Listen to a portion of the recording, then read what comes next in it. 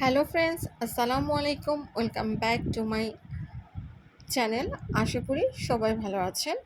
আলহামদুলিল্লাহ, আমিও ভালো আছি। বরাবরের মতো আবার নতুন একটি রেসিপি নিয়ে হাজির হয়েছি আপনাদের সামনে। চলছে জামের সিজন, তাই চলে এসেছি আজকে জামের ভর্তা রেসিপিটি নিয়ে। আশা করি আমার অন্যান্য রেসিপিগুলোর মতো আজকের রেসিপিটিও আপনাদের পছন্দ হবে। তাহলে চলুন রেসিপিটি শুরু করি।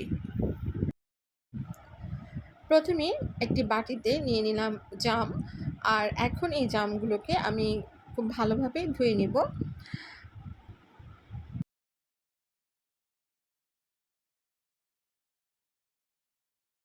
এবার পরিষ্কার পানি দিয়ে জামগুলোকে আমি আলতো হাতে ধুয়ে নিলাম।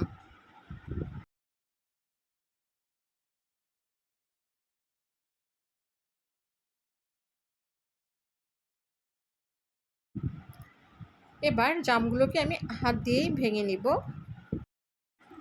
যদিও আপনি কোনো বক্স অথবা কোনো বয়ম টাইপের কিছুতে নিয়ে ঝাঁকিয়েও জাম ভর্তাটা তৈরি করতে পারেন, তবে আমার কাছে এভাবে হাত দিয়ে ভেঙেই জাম ভর্তাটা করতে সহজ মনে হয়।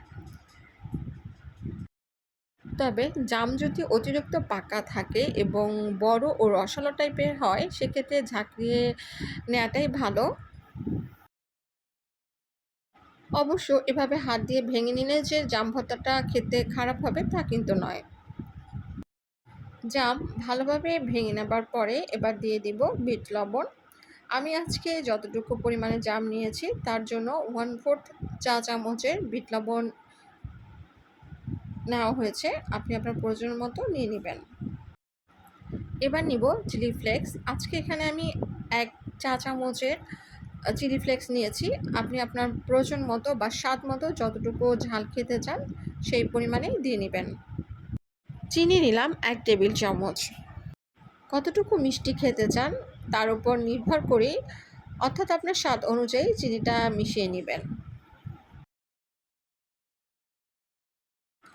আপনি চাইলে চিলি ফ্লেক্সের পরিবর্তে কাঁচামরিচও ব্যবহার করতে পারেন এবং বিট লবণের পরিবর্তে লবণও ব্যবহার করতে পারেন।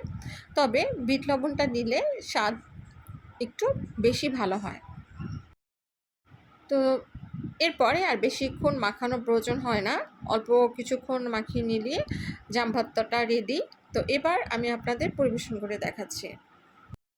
তাহলে ফ্রেন্ডস, দেখতেই পাচ্ছেন খুব সহজেই আমি কিন্তু আজকে আপনাদের সাথে জাম ভর্তার রেসিপিটি শেয়ার করেছি।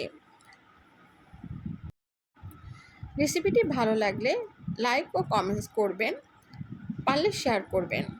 আমার এমন নিত্য নতুন রেসিপি পেতে চাইলে আমার ইউটিউব চ্যানেলটি সাবস্ক্রাইব করে রাখবেন, আর ফেসবুক পেজটি লাইক দিয়ে সাথে থাকবেন। আজকের মতো এখানে বিদায় নিচ্ছি। সবাই ভালো থাকবেন। আল্লাহ হাফেজ।